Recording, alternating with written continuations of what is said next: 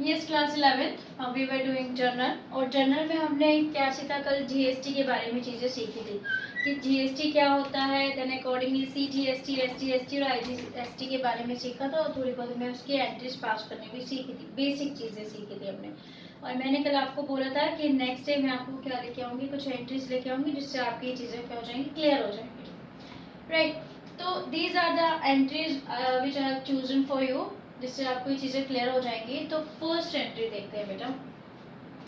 bought goods for ₹5,000 plus CGST and SGST at the rate of 6% each।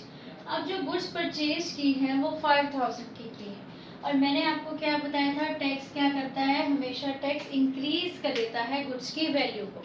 मतलब आपको वो 5,000 तो देने ही पड़ेंगे जो आपने गुड्स परचेज किया है, प्लस जो उस पर टैक्स लगा है वो भी आपको उसको देना पड़ेगा। एक्चुअली में कितना टैक्स होगा, कैसे निकालते थे, 5,000 की गुड्स है और मैंने आपको बताया था कल कि सीजीएसटी और एसजीएसटी की एक ही परसेंटेज होती है। जैसे उसने 6% ईच कहा है, इसका मतलब सीजीएसटी भी 6% होगा और एसजीएसटी भी 6% होगा। तो सीजीएसटी 6% निकालेंगे इसका, 5,000 इंटू 6%, दैट इज 300 रुपीज। तो वो कितना निकलेगा आपका, 300 रुपीज। जो सीजीएसटी है दैट इज 300 रुपीज। कैसे निकला, हमने क्या किया, 5,000 इंटू 6%, राइट, तो दैट इज 300। अब एसजीएसटी पे हमेशा ध्यान रखेंगे बेटा, जितना सीजीएसटी है उतना ही एसजीएसटी होगा। तो एसजीएसटी कितना होगा, तो ये भी 300 रुपीज होगा। आपने जो परचेज की थी गुड्स वो 5,000 की थी, जिसपे आपने सीजीएसटी भी भरा और जिसमें आपने एसजीएसटी भी दिया। अब टोटल वो गुड्स कितने की हो गई, अब वो 5600 की। मतलब अब आपको उसके लिए जो पे करना पड़ेगा, कैश पे करना पड़ेगा, वो कितना पे करना पड़ेगा, 5600। और मैंने कल आपको क्या बताया था, परचेज के साथ हमेशा किस वर्ड को यूज करते हैं, इनपुट को यूज करते हैं। Input CGST, input SGST. और जब हम सेल करते हैं तो क्या यूज करते हैं, आउटपुट सीजीएसटी और आउटपुट एसजीएसटी। चलिए अब हम इसकी एक एंट्री बनाते हैं। तो फर्स्ट एंट्री क्या होगी मेरी, that is purchase account debit. Purchase तो डेबिट होता ही, परचेजेज अकाउंट डेबिट। कितने से डेबिट है, 5,000। और ऐसे ही सीजीएसटी एसजीएसटी को भी डेबिट करेंगे। तो मैं यहाँ पर क्या वर्ड यूज कर रही हूँ, input CGST account debit, that is 300। Output input SGST account debit, that is also 300। तो मुझे अब पे कितना करना है, कैश पे करना है। तो cash account that is 5600, right. तो इसका मतलब ये हो गया कि जो मेरे गुड्स है जो मैंने परचेज की थी वो मुझे 5600 की पड़ गई, तो मुझे 5600 कैश पेमेंट करना पड़ेगा। एक और एंट्री देखते हैं, थोड़ा और क्लियर करते हैं। इस बार सेल की एंट्री है। Sold goods to Krishna for ₹1500 plus CGST and SGST at the rate of 6% each. देखेंगे बेटा, इसने कैश का मेंशन नहीं कर रखा है, ये मैंने आपको समझाया था। जहाँ पर कैश का मेंशन नहीं होगा, इसका मतलब गुड्स को जो सेल की गई है वो क्रेडिट पे सेल की गई है। और किसको सेल की गई है, कृष्णा को सेल की गई है। तो अब हम कैश की जगह किसका नाम लिखेंगे, कृष्णा का नाम लिखेंगे। अगर मेरी एक एंट्री होती विदाउट CGST और SGST, तो मेरी एंट्री क्या होती, Krishna debit to sale account credit होता है, ठीक है। लेकिन यहाँ पर CGST और SGST भी आ गए। तो सबसे पहले हम इसको काउंट कर लेते हैं कि एक्चुअली में पैसा बनेगा कितना। अब देखते हैं बेटा, आपने जो सेल की वो कितने की सेल की है, 1500 रुपीज की। लेकिन आपको 1500 रुपीज नहीं मिलेंगे, क्यों, क्योंकि इसमें आपने CGST SGST भी चार्ज किया उस चीज को सेल किया है आपने। तो हमेशा ये ऐड होंगे बेटा। तो यहाँ पर CGST भी ऐड होगा और SGST भी ऐड होगा, तभी आपका प्राइस निकलेगा कि कितना पैसा आपको उससे लेना है। तो यहाँ पर CGST SGST है वो 6% ईच है, ठीक है, दैट इज 6% ईच। तो 6% कितना हुआ 1500 का, दैट इज 90 रुपीज। तो 90 रुपीज CGST हो गया और 90 रुपीज SGST हो गया। तो टोटल कितना हो गया, दैट इज 1680 रुपीज। तो आपको इतना कैश लेना है जिसको आपने क्या किया है, सेल किया है गुड्स को। लेकिन यहाँ पर तो मुझे कैश नहीं मिला है क्योंकि तो क्रेडिट पे किया है, तो हम क्या करते थे, उसका नाम लिख देते थे जिसको हमने क्या किया है, सेल किया है। तो उसका नाम क्या है, कृष्णा। तो आई राइट हेयर कृष्णा, कि कृष्णा से अब मुझे 1680 रुपये लेने हैं।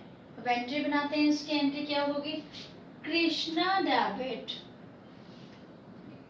कृष्णा डेबिट, सेल किया है हमने उसको टू सेल्स अकाउंट। और मैंने आपको बताया था कि कल जब हमने किया था तो हमने बताया था ना, परचेज के साथ जुड़ के आता है, इनपुट सीजीएसटी, इनपुट एसजीएसटी, ऐसे ही सेल के साथ जुड़ के आता है टू में। तो यहाँ टू में जुड़ेगा, सेल में हमेशा किस में जुड़ेगा, टू में ही जुड़ेगा इसके साथ। कैसे, अभी देखो क्यों इसका लॉजिक है। एक चीज और ध्यान रखना, सेल के साथ हम आउटपुट लिखेंगे, यहाँ पर लिखेंगे to output CGST account, to output SGST account, right.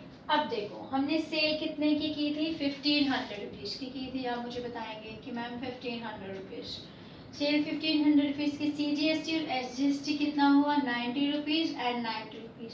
आपको कृष्णा से कितने पैसे लेने हैं टैक्स के साथ, आपको लेने हैं 1680 रुपीज। क्लियर हो गया ये एंट्री, ठीक है। अब हमने इसमें क्या सीखा दोनों एंट्री में, इस एंट्री में हमने ये सीखा कि जब भी हम परचेजेस के साथ ही हम क्या करेंगे, डेबिट करेंगे सीजीएसटी और एसजीएसटी को, लेकिन जो उसका नेम होगा वो इनपुट सीजीएसटी और इनपुट एसजीएसटी होगा।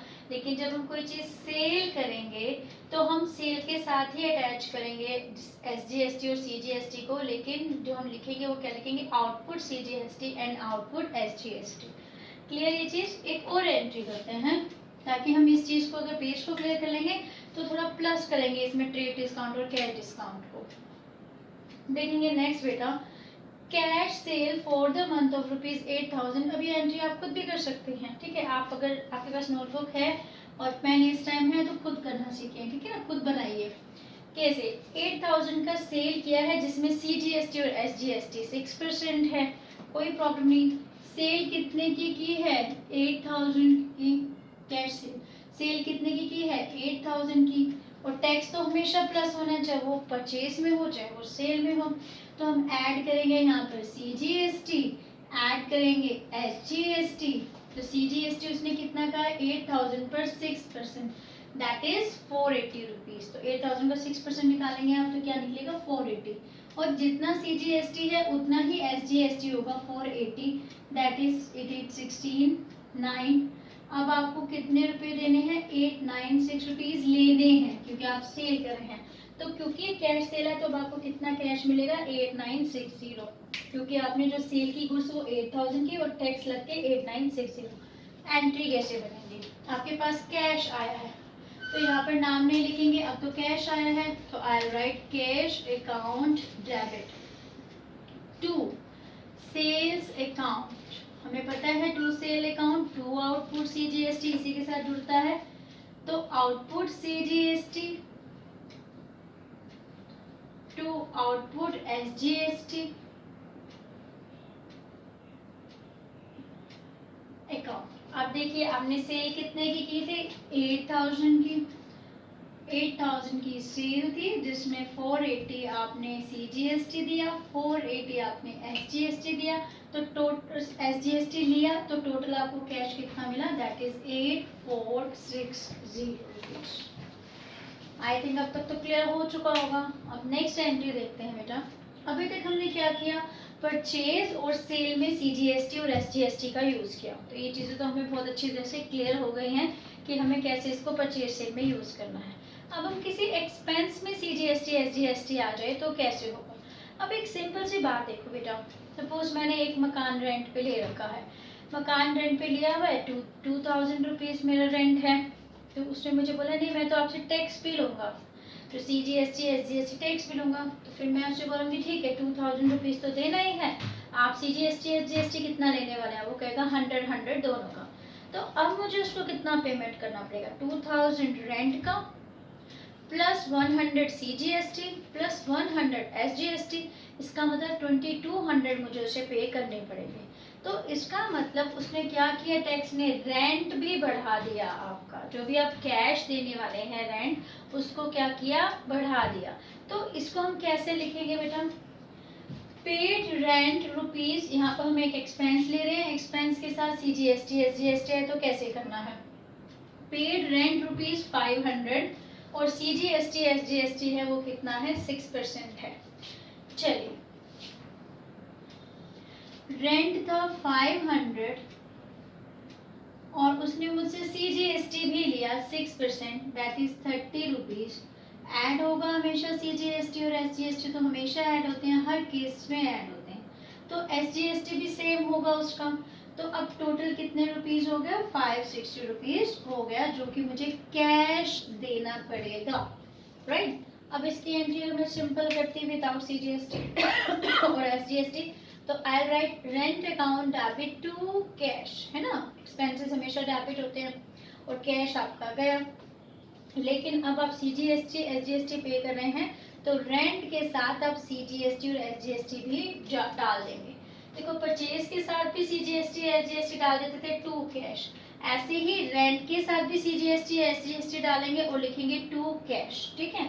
तो कोई भी एक्सपेंस होगा तो उस एक्सपेंस के, जैसे परचेजेस भी एक्सपेंस होता था उसके साथ जुड़ जाता था इनपुट CGST इनपुट SGST, ऐसे ही रेंट के साथ भी जुड़ जाएगा।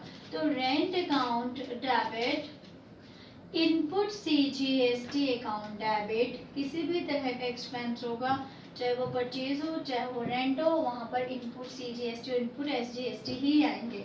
Input SGST account debit to cash, जिसमें रेंट मेरा 500 रुपये है और CGST जो दे रहे हैं 500,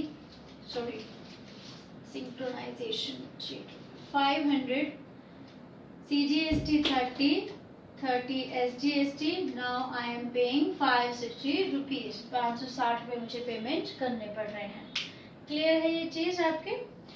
अब नेक्स्ट देखेंगे बेटा, एक और करते हैं। अब यहाँ पर हमने CGST और SGST सीखा, मैंने आपको कल सिखाया था कि जो लास्ट वीडियो थी उसमें मैंने आपको बताया था कि CGST SGST हम उस टाइम पे करते हैं जब विद इन अ स्टेट, एक स्टेट के अंदर अंदर परचेजिंग और सेलिंग ऑफ गुड्स हो रही हो।